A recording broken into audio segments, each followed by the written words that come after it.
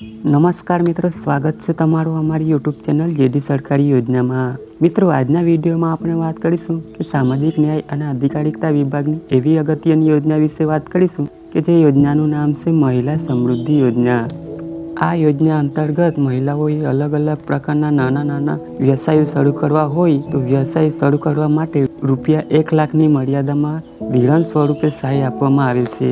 તો યોજના વિશે તમામ માહિતી એક જ વિડીયોમાં મેળવી લેશું, પરંતુ તે પહેલાં વિડીયો ગમે તો લાઈક અને શેર કરી દેજો, અને મિત્રો ચેનલમાં નવા હોય તો ચેનલને સબસ્ક્રાઈબ કરી દેજો. તો ચાલો મિત્રો વિડીયોની શરૂઆત કરીએ. તો સૌથી પહેલાં મિત્રો આપણે વાત કરી લઈશું આ જે મહિલા સમૃદ્ધિ યોજના છે તે યોજનાનો મુખ્ય હેતુ શું છે.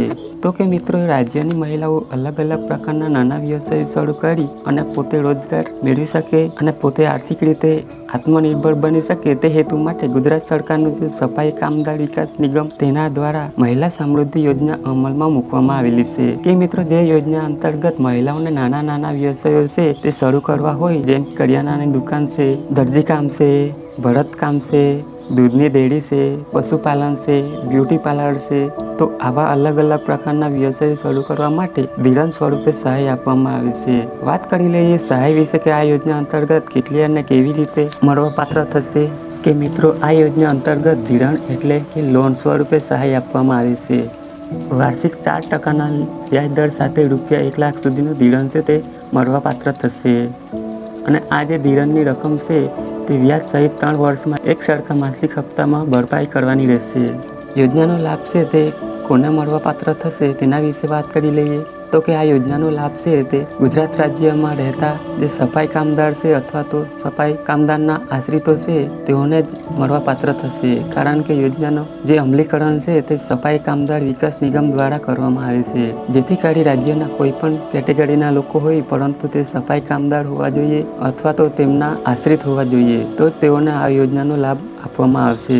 મિત્રો, અહીં અરજદારના કુટુંબની વાર્ષિક આવક મર્યાદા નક્કી કરવામાં આવેલી છે. અરજદારના કુટુંબની જે વાર્ષિક છે તે ₹3 લાખ સુધીની જ હોવી જોઈએ. જો ₹3 લાખ કરતાં વધુ વાર્ષિક આવક હશે તો આ યોજનાનો લાભ મેળવી શકતા નથી.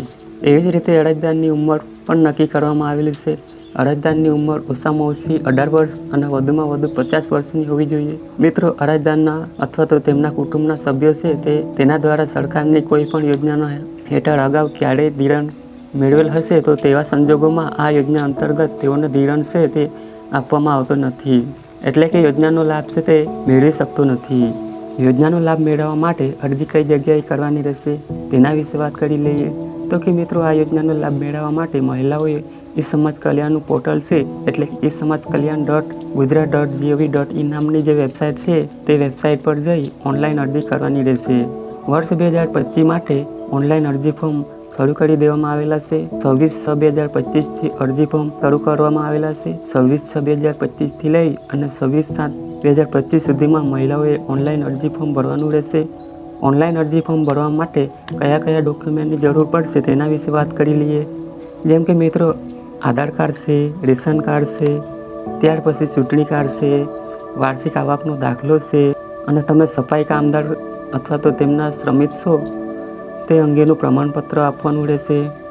અને મિત્રો, રહેઠાણના પુરાવા તરીકે કોઈ પણ એક ડોક્યુમેન્ટ આપવાનું રહેશે, જેમ કે વીજળી બિલ છે, લાયસન્સ છે, ભાડા કરાર છે, ચૂંટણી કાર્ડ છે અથવા તો રેશન કાર્ડ છે. તો આ 5 ડોક્યુમેન્ટમાંથી કોઈ પણ એક ડોક્યુમેન્ટ રહેઠાણના પુરાવા તરીકે આપવાનું રહેશે. અને જો BPLમાં આવતા હોય તો BPLનું પ્રમાણપત્ર છે તે આપવાનું રહેશે. બેંક પાસબુકના પ્રથમ પાનાની નકલ અથવા તો રદ કરેલા ચેક છે તે આપવાનું રહેશે.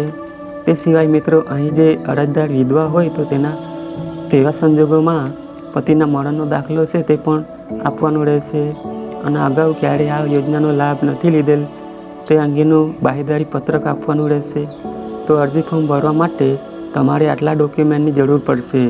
અને આ તમામ ડોક્યુમેન્ટ અરજી ફોર્મ ભરતી વખતે ઓનલાઈન અપલોડ કરવાના રહેશે. તો આવી રીતે મિત્રો, ગુજરાત સરકારનું જે સફાઈ કામદાર વિકાસ નિગમ છે તેના દ્વારા મહિલાઓ માટેની અગત્યની યોજના કહી શકાય મહિલા સમૃદ્ધિ યોજના, કે જે યોજના અંતર્ગત મહિલાઓને અલગ અલગ પ્રકારના વ્યવસાય શરૂ કરવા હોય તો ધિરાણ સ્વરૂપે રૂપિયા 1 લાખની મર્યાદામાં સહાય આપવામાં આવે છે.